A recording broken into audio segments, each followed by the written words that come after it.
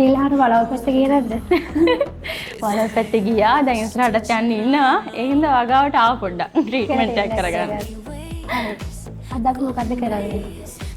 කෙරටින් එකකට තමයි මං ආවේ. මේ මොකද නීට් කරගන්න ඕනේ. මම කොනේ නීට් නැහැ. ඉතින් ඒ හින්දා ගොඩක් සිසිලස් එකක් තියෙනවානේ. ඒක නීට් කරගන්න කෙරටින් එකකින් පුළුවන්. අපි නෝ කෙරටින් එක අපි කරන්නේ. ඒක දුවාගම නායකයල පොඩි හේස් පිසිනස් එකක් ඇවිල්ලා තියෙනවා. මේකෙදි නීට් වෙනවා. මට බොටොක්ස් එක කරන්න බෑ. ඔයාට ටිකක් කල් තියාගන්න ඕන නිසා අපි කෙරටින් එකට යමු. ඔව්. කොහොමද රිසල්ට් එක වඩ දැනෙන්නේ කොහොමද? මාරු. පර්ෆෙක්ට්. මට ඕන විදිහට වුණා. Thank you.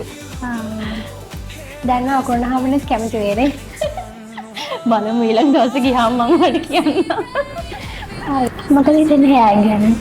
ඇත්තටම මරු අර ගොඩක් තැන්වල වගේ අර නිකන් ගොඩක් ස්ටේජ් ලුක් කරන්නේ නැහැ මගේ නැචරල් විදිහට තියෙන මේ ෂෝක් එකකින් මම ආසයි ඒකට.